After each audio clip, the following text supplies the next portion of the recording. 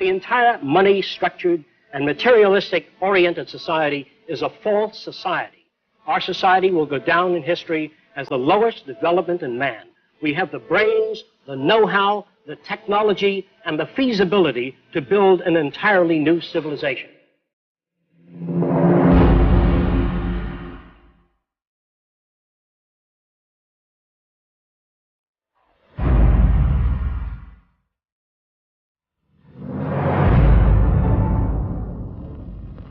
It was living through the 1929 Great Depression that helped shape my social conscience. During this time, I realized the earth was still the same place. Manufacturing plants were still intact, and resources were still there, but people didn't have the money to buy the products. I felt the rules of the game we play by were obsolete and insufficient. Misery, suffering, and war provided the incentive for my life's work. I was also motivated by the seeming incompetence of governments, the academic world, and the lack of solutions offered by scientists. I realized instead of working with individuals, a more effective method would be to redesign the culture. This began a lifelong quest to finding solutions to the many problems that we have today.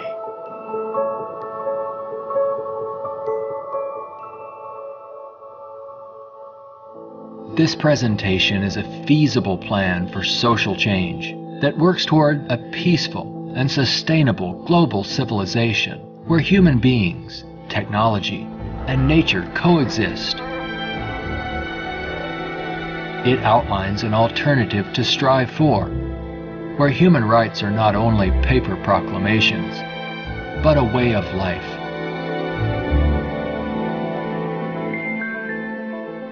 It is called the Venus Project.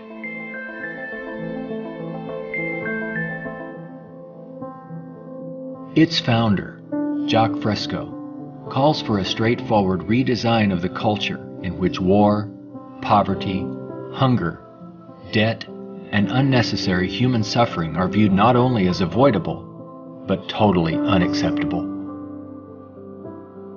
It is becoming increasingly obvious that anything less will simply result in a continuation of the same problems we face today.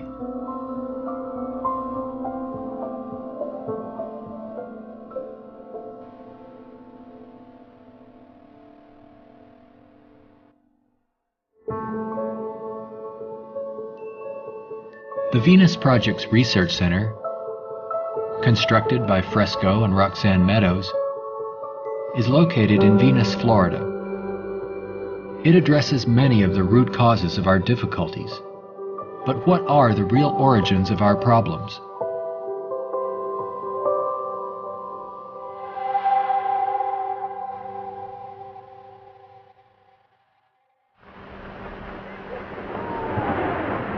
At present, we are left with very few alternatives, since we're on a collision course of our own making.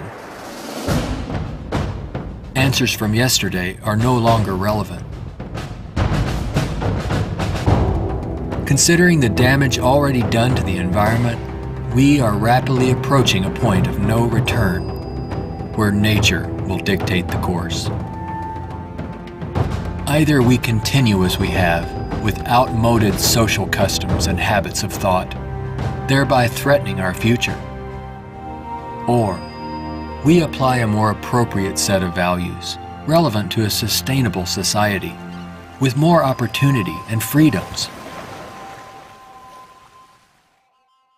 Americans have been conditioned in their kind of society to get a different kind of car next year, to buy a new television set or a tape recorder. We are radical as hell, but our political and social institutions have not changed. And this is where we are stagnating, because we always equate any new idea with communism or regimentation, because we've been brought up to fear that which is new. None of the world's economic systems, socialism, communism, fascism, or the free enterprise system have eliminated the problems of elitism, nationalism, racism, and most of all, scarcity. These are all based primarily on economic disparity. When money is used to regulate and distribute resources for profit, and people and nations are out for themselves, they will seek advantage at any cost. They do this by maintaining a competitive edge, or through military intervention. War represents the supreme failure of nations to resolve their differences. From a strictly pragmatic standpoint, it is the most inefficient waste of lives and resources ever conceived. Most wars are for the control of resources and maintaining your position of differential advantage. They're not based on the dignity of man. They're not based on elevating human beings. It might elevate the human beings in the country that's the victor. It might do that. But as far as the rest of the world goes, the price is enormous. This crude and violent attempt to resolve international differences takes on even more ominous overtones with the advent of computerized nuclear delivery systems and deadly biological and chemical weapons.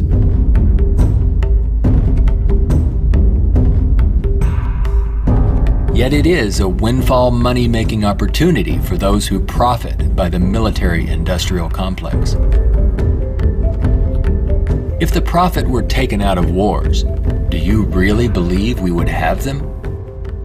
If they draft you into the army to serve this country, you put up your life for this country, they should draft all the war industries. Every cannon maker, machine gun maker, automobiles, jeeps, warships, all drafted, so that on the same basis of pay as the army. Then it's real. But if you make millions selling warships, machine guns to the army, then it's corrupt. I would, if I had my way, if we had millions of men in the army, I'd send them to school to become problem solvers, how to get along with other nations. That's what we have to do, not kill. When soldiers are just killing machines, they're trained to kill. I would train them to be able to go to Mexico and bridge the difference, and go to the Arab world, see if they can bridge the difference. So bring them all together, all the nations. War is not the only form of violence imposed upon people. There is also hunger, poverty, homelessness, and unemployment. The acceptance of these conditions as expressive of human nature is a myth used to keep things as they are.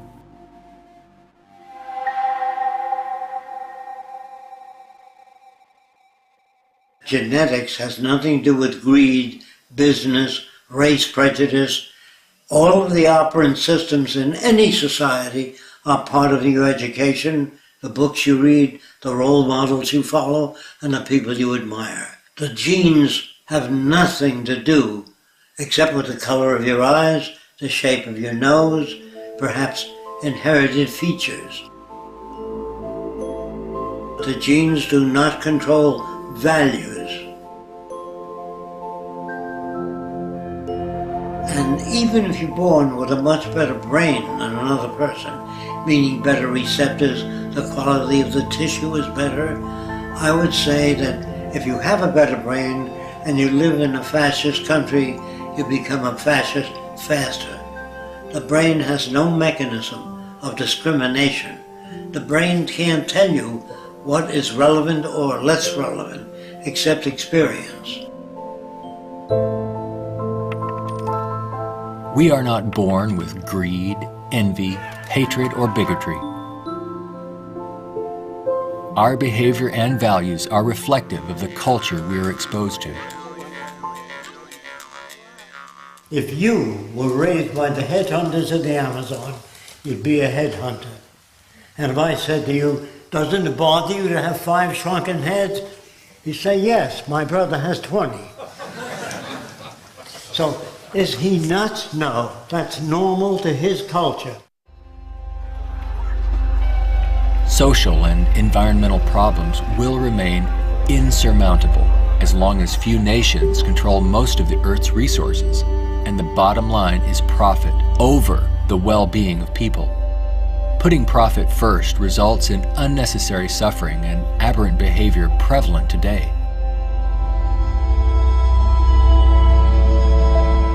Many people feel that we need the rule of law to eliminate our problems. We have many laws, thousands upon thousands of them, but they are constantly being broken. Paper proclamations and treaties do not alter the facts of scarcity, deprivation, and insecurity. You can predict the shape of the future and the values if you know the trends of events in the ocean pollution, the scarcity of arable land. If you watch that degrading system grow, I can predict the riots and killing and assassination. In other words, human behavior is really generated by the surrounding environment. If there's a scarcity, say, of water, it is prized, and its price is high. Let's discuss scarcity as a system. Suppose it rained gold for about 3 days, gold dust. People would go out and shovel it in, fill the cellars, the attic, every drawer in that. They throw out their clothing. If the rain kept up for a year, so the gold was all over the place, people would sweep it out of the house, take their rings off, throw them away, and so human behavior undergoes change to that condition. There's only a policeman in front of something that people have need for and don't have access to. So you put a guard there. But if lemon trees or orange trees and apple trees grew all over the place, you couldn't sell it. If you landed on an island that was so abundant with resources, you had 10 people, there were 1,000 fish for every person if you wanted it. There were 10 times the amount of breadfruit and bananas, money would not come into existence.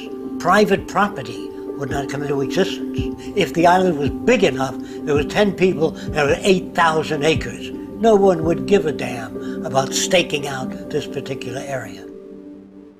There are patterns of behavior that promote survival. There are social conditions that change our values and outlook. No one can write a constitution of required behavior without consulting the environment. So we'd better take care of the environment, we'd better take care of one another, and we'd better educate people to the highest possible levels of our ability in order to have a society. Even a peace treaty cannot prevent another war if the underlying causes are not dealt with. Maybe what is needed are ethical people in government who will work towards everyone's well-being. But even if the most ethical people were elected to high positions and we ran out of resources, there would still be lying, cheating, stealing, and corruption. It's not ethical people that are needed, but rather a way of intelligently managing the Earth's resources for everyone's well-being.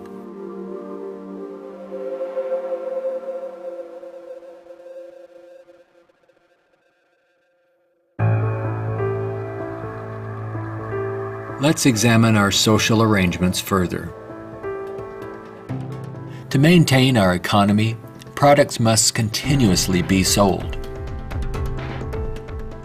To assure this, they are deliberately designed to wear out and break down.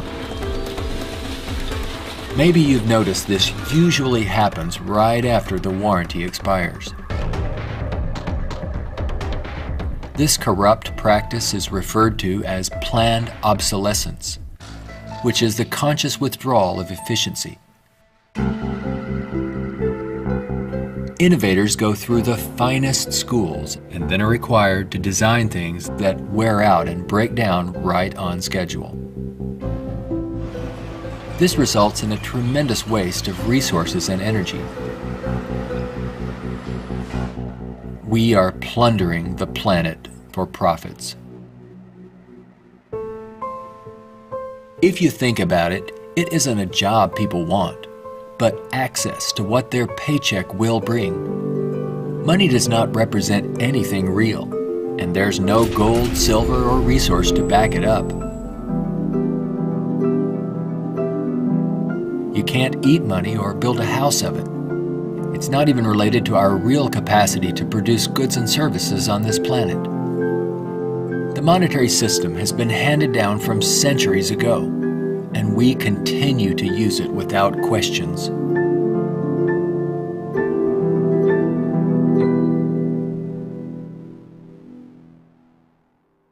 This system will keep installing more and more automation, cutting down on the purchasing power of the majority of people. There will come a time, it's called the Gaussian curve, where employment is that, production is this, and purchasing power is that. The system stops. Banks fail, nothing works anymore. We're moving in that direction very rapidly. We have finally gotten to a place in 2011 where it's becoming obvious that the machine has beaten the man. We're incredibly productive with far fewer people. We are more productive. We are more productive as an economy than ever before. An iPad app can do more less than workers. 4 people. Just that there are fewer jobs. The jobs that do exist now can have lower wages because, for obvious reasons, a lot of people looking for a small number of jobs. The wages go down. That has huge impacts on the middle class and ripples out from there. We're moving towards social collapse. I think this is going to happen all over the world, not just here. And it doesn't require the overthrow of the government. It just requires that you let it alone. It'll overthrow itself. If you control the media, you can calm people down. But if the majority keeps getting laid off, they don't have purchasing power, the system collapses. It doesn't work anymore. They invade. It's already happening. This country is already insoluble. They're going to have difficulty with national security, paying pension people. They've spent far beyond what they already have. Now, all they can do now is create debt, borrow more and more money from banks. We also want to show you a rather grim sign of our times. It's not far from here in Midtown Manhattan. The national debt has grown too large for the national debt clock. It went up back in 1989 when the nation's debt was less than $3 trillion. The debt has been piling up so fast lately they had to drop the dollar sign to make room for an extra digit as the number turned over to more than $10 trillion now and counting every second. A whole new clock with 2 extra spaces will go up next year. The federal government is not allowed to print money. It's not allowed to lend money or get in the banking business. That is a privilege for bankers only. So what the government has to do if they want to build an air force, say, of 2,000 planes a month, they have to borrow money from a private lending institution, sign the dotted line, and if the war is lost or failed, the burden falls on the public to pay off that debt.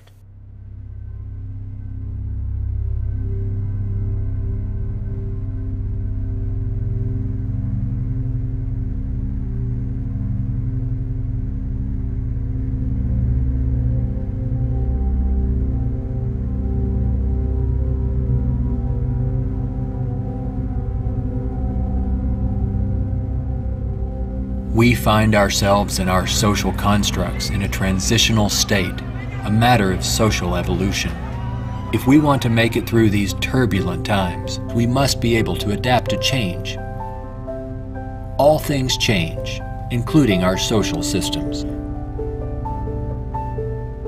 Albert Einstein stated, "We cannot solve problems by using the same kind of thinking we used when we created them."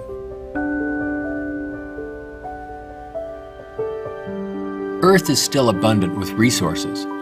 Our practice of rationing resources through monetary control is no longer relevant and is actually counterproductive to our very survival. Today, we have highly advanced technologies, but our social and economic system has not kept up with our technological capabilities, which could otherwise easily create a world of abundance for all, free of servitude and debt. How can this be possible? There is not enough money to feed or house all people on this planet, let alone accomplish these more ambitious ends.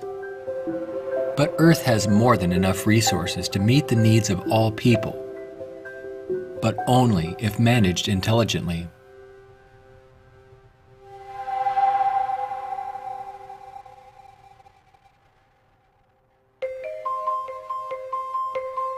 Jacques Fresco envisions a solution that he calls a resource-based economy.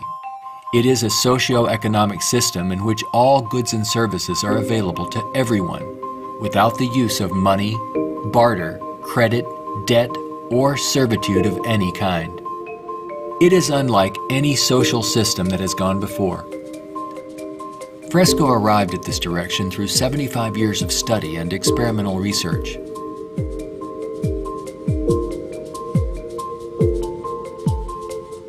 A resource-based economy operates on the basis of available resources and makes those resources available to every human being on earth, free of charge, without a price tag. So we have today more than enough resources to build a far more advanced society. I'm not talking about limited handouts so that people just get by. I'm talking about a very advanced civilization. We have the resources, we have the technology, all we have to do is apply it. One of the main aspects of the Venus Project is to eliminate scarcity. This is where the technology comes into play.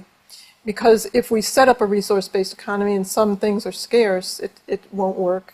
If you set up a resource-based economy in a society that has no resources, it won't work.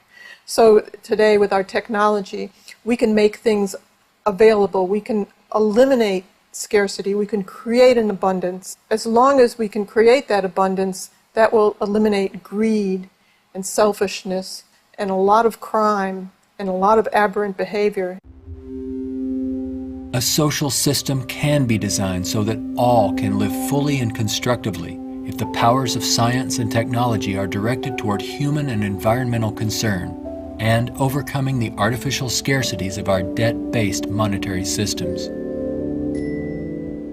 All people, regardless of political philosophy, social customs, or religious differences, ultimately depend upon the same resources: clean air and water, arable land, medical care, and a relevant education. I think if you pledge allegiance to the earth and everyone on it, that'd be the way to go for the future. The human species is a single family, and the world is home to everyone. Neither nations nor people can coexist separately any longer. No more separate nations. So anyone can go anywhere. Before the states joined together, they used to stake out their territory. They used to fight. They had militias. They would fight. This is our territory. Oh no, you're intruding. When all the states joined together, the government worked out the lines of the states and they agreed, and that was the end of territorial disputes. If you want the end of war, you must declare the earth common heritage.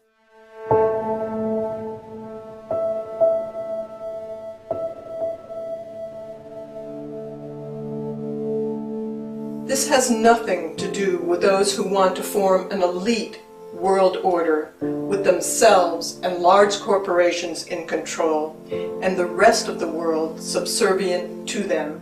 On the contrary, a global resource-based economy enables all people to reach their highest potential, where they can thrive and grow in a society that works in their behalf, a society that protects and preserves the environment as well, one that understands that we are part of nature, not separate from it.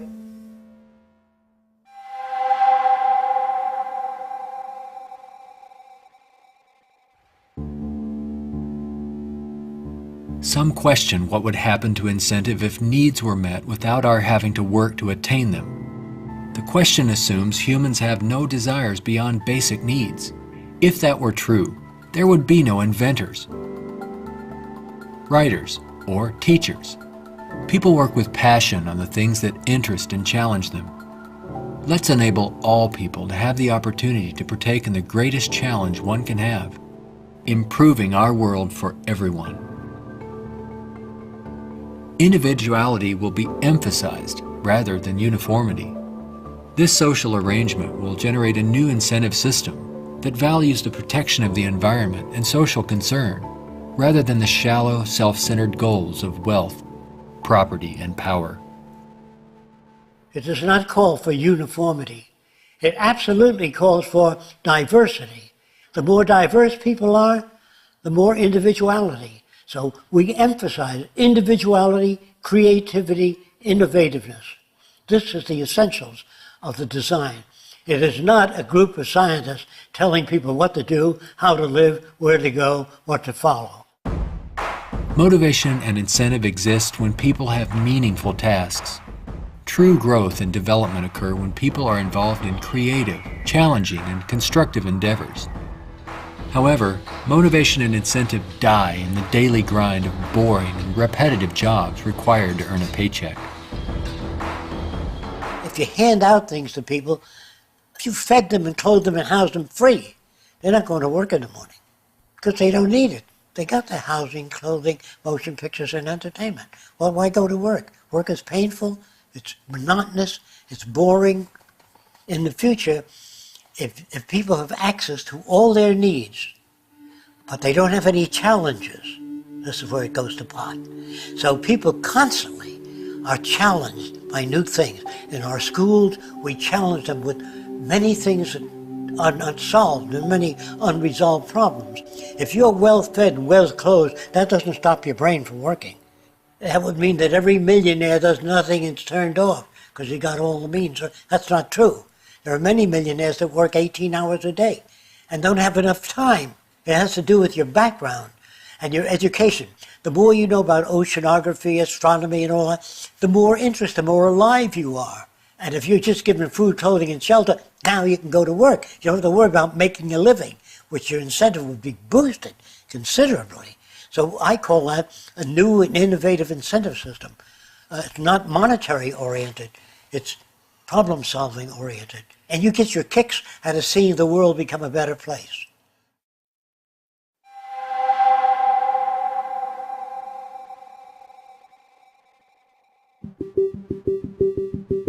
How can we use our technology wisely so that there is more than enough for everyone? To achieve this, it's mandatory that the planning for it be based on the carrying capacity of the planet's resources. Our entire infrastructure must be redesigned and operated as coherent, integrated total systems. This means we must consider our entire global community as one unit that includes everyone, and plan accordingly. Only in this way can we use our technology to overcome resource shortages, provide universal abundance, and protect the environment. Therefore, a global survey is first needed to assess exactly what we have. This would inventory our physical resources, personnel, production centers, and the needs of people. This enables us to determine the amount of goods and services needed. For instance, where is the arable land to grow crops? How many people are in various locations? And what is the state of their health? This would determine where hospitals are built and how many. If you try to do that today, ask for a global resource survey of all nations, they'd wonder, what are you trying to do that for? To find if we got enough resource to fight you in armaments and other things? They would be skeptical, hesitant to give that information. So I would say it wouldn't work in today's culture. But after the ideas are put forth and the reason for it and the advantages gained by all the nations, it would have to be specific advantages that they can understand in their terms. And if they agree, then the survey would be conducted. It's not my opinion or the opinion of anyone else would be used. It's the size of the population, the availability of resources, the carrying capacity of the earth that determines what is done and how fast things move. See, today it's done on a totally different basis.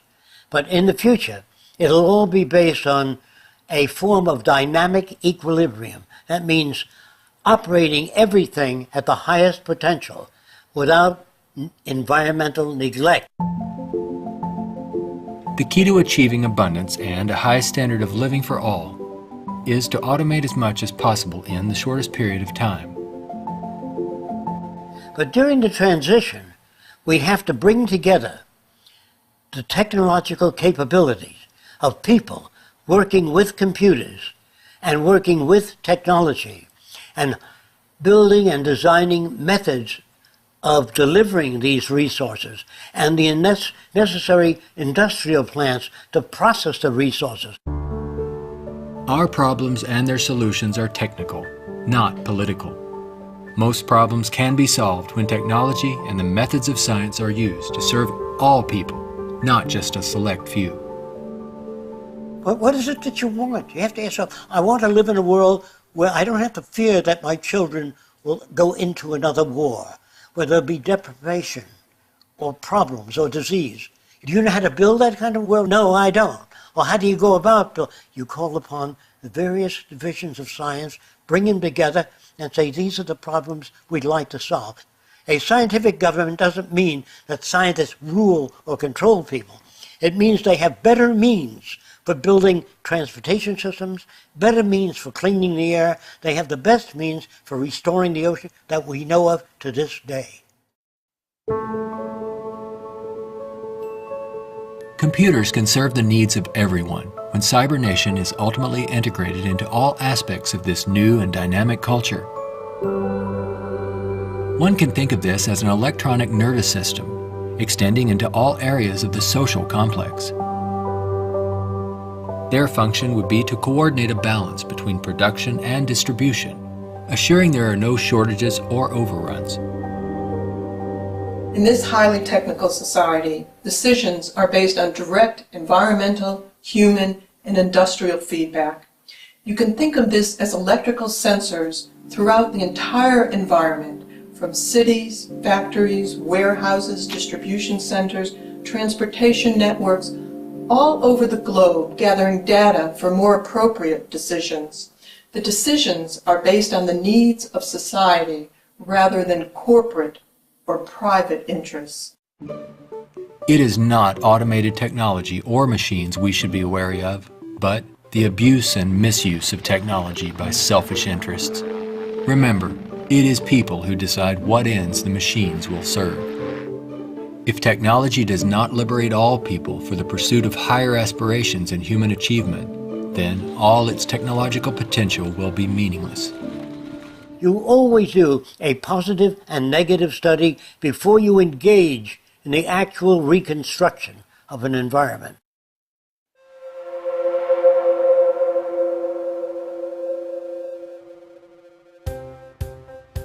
It's all just talk unless there is a technical plan to organize and use resources to accomplish abundance.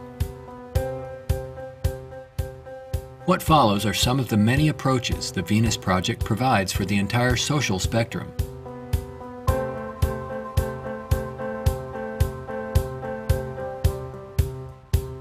Today, more than half our population lives in cities that are polluted, dangerous, and waste energy. What we have to do is design a city as a living system, as an organism, as a university, that all of the cities of the future will be university cities that grow, that continue to exchange ideas. The city will have a built-in transportation system, so there are no accidents and no unthought out areas of technology. Medicine, botany, agriculture, the total system, one planning system. It is actually better to build newer cities from the ground up than to restore and maintain old ones. Fresco uses a systems approach to designing new cities. They're desirable and pleasant places to live. The notion that intelligent overall planning implies mass uniformity is absurd. Cities would be uniform only to the degree that they would require far less materials, save time and energy, and be flexible enough to allow for innovative changes while preserving the local ecology.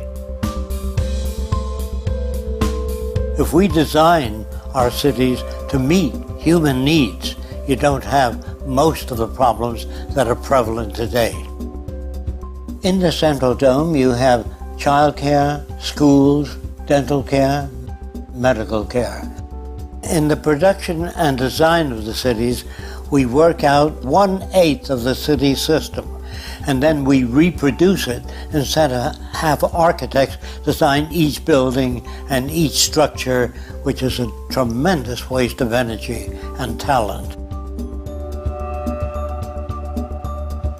When working on solving the housing problem for all the world's people, construction techniques would be vastly different from those employed today.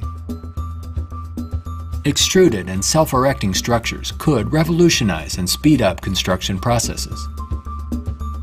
These lightweight, durable apartments could be produced as continuous extrusions and then separated and positioned in place by the mega machines. The outer shells of these efficient structures serve as photovoltaic generators and heat concentrators. You don't own anything in this society. Really, people don't want money. They want access to things when they want it. And people in a society of abundance, having access to things, will really no longer begin to store and accumulate things. We recycle it, update it, make it better.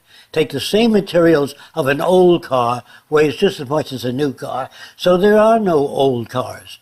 Old cars mean danger. If you drive a very expensive car and somebody else drives a beat-up old car, if their brakes fail, you may die. We don't want any old cars on the highway. We don't want anything that breaks down. We don't want anything that takes looking after. In a resource-based economy, people may access whatever products they need without the burden of having to purchase, maintain, or insure their possessions. In this way, there is much more to go around for everyone, and products are always available when needed. Anything people may need is available in these outside access domes. Sculpturing materials, musical instruments, somewhat like the public library. They can go down and access a camera or a bicycle or a wristwatch. Anything that they need is available without a price tag. That would mean we must achieve a level of production that's so high that scarcity no longer exists. That will prevent almost all crime. So there's no way of segmenting or making this system just or equitable. We have to make a system that assures human rights. You know, when everybody has free access to goods and services, you don't have to fight for women's rights or black rights. It's an automatic in a society that's set up that way. You don't have to make laws, don't steal. It would bypass that behavior. Surrounding the central dome, you have the research centers. Centers that do work that's relevant to the sustainability of the entire community. As we move away from the research centers, we come to the recreational area, which has tennis courts and all of the games that people require.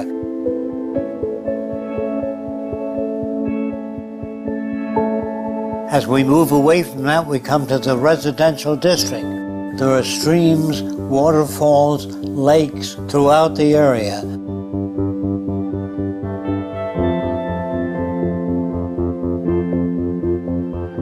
We could provide a wide range of unique homes and apartments that can be relatively maintenance-free, fireproof, and virtually impervious to adverse weather conditions.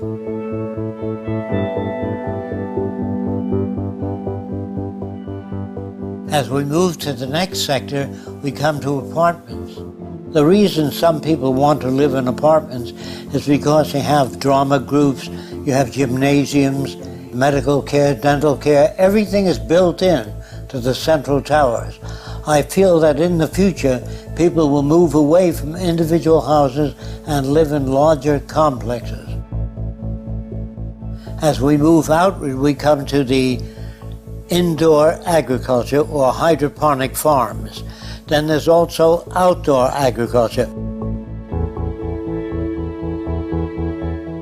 The city would use the best of clean technology in harmony with nature, such as wind, solar, geothermal, heat concentrators, piezoelectric, wave, temperature differentials, ocean thermal vents, and much more. A major development for generating energy in the future could be the construction of a land bridge or tunnel across the Bering Strait. These underwater structures convert a portion of the ocean currents through turbines to generate clean sources of power. By using these sources of energy, we could power the Earth on clean energy and enable all people to enjoy a very high standard of living for thousands of years to come. There's no need for the use of polluting hydrocarbons any longer. Pollution will be a thing of the past. All transportation will be integrated into a worldwide transportation system. Transportation within cities will be by transbayers. City-to-city travel will be by monorail.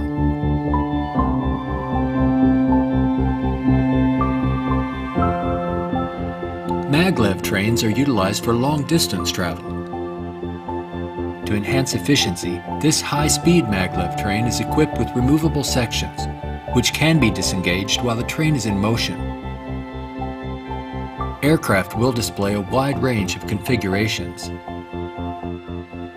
These VTOL aircraft, or vertical takeoff and landing, are used to transport passengers and freight. The priority is safety rather than saving money or dealing with the lowest bidder.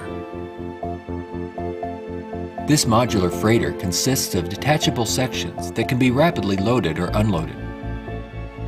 The number of sections varies depending on the amount of freight to be delivered. When all the sections are connected, they can be propelled as a single unit.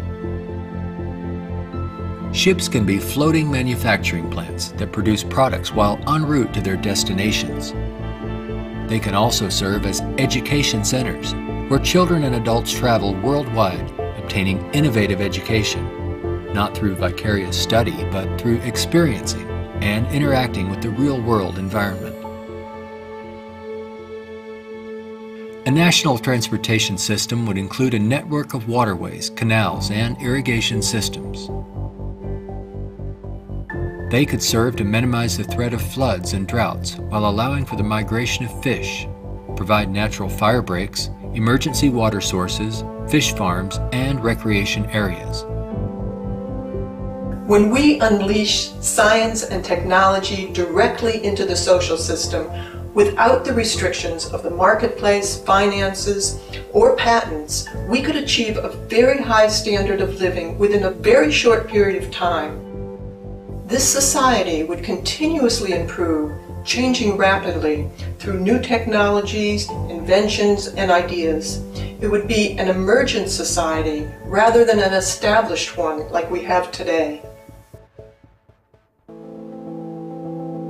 Imagine living in an extraordinary oceanic city, helping to restore the ocean environment while eliminating land-based population pressures.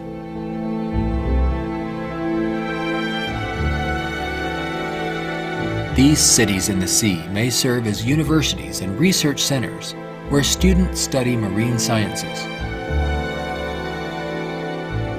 They could be used for ocean farming, mariculture, and mining, while maintaining a dynamic balance in the oceanographic environment. Self-sufficient cities in the sea vary in design depending on their location and function. This undersea observation station permits people to view marine life in its natural habitat. These mariculture and sea farming systems cultivate and raise fish along with other forms of marine life to help meet the nutritional needs of the world's people.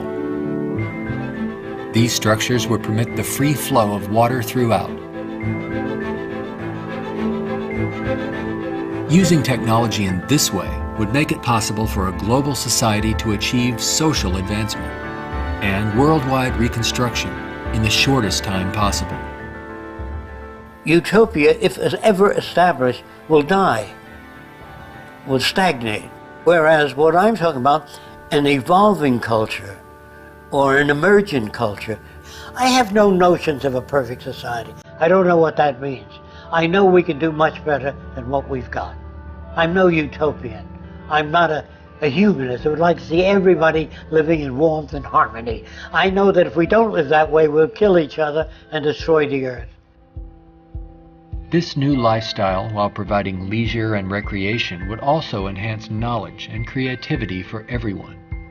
The measure of success would be the fulfillment of one's personal interest rather than the acquisition of wealth and self-centered goals.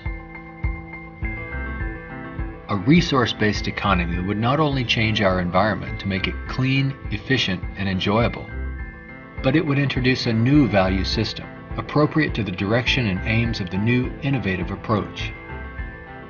With education and resources made available, there would be no limit to the human potential. Everyone will have the freedom to pursue whatever constructive field of endeavor he or she chooses, without the economic limitations that we face today. We are now at a time when decisions must be made if we wish to evolve from our present culture of scarcity, waste, and environmental destruction to a sustainable society of ecological concern and abundance.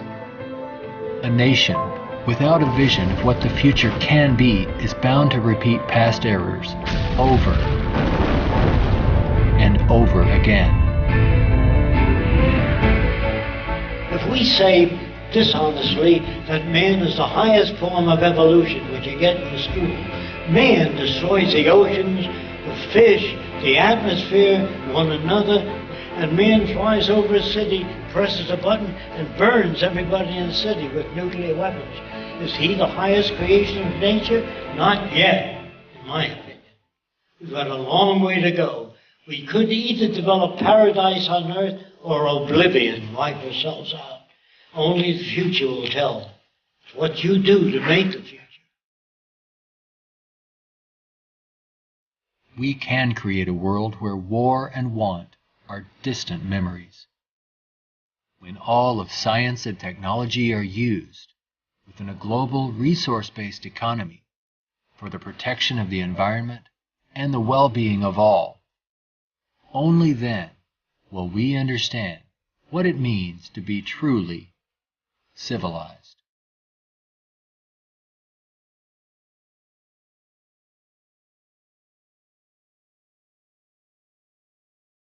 Be a part of the growing community of people working toward making the aims of the Venus Project a reality.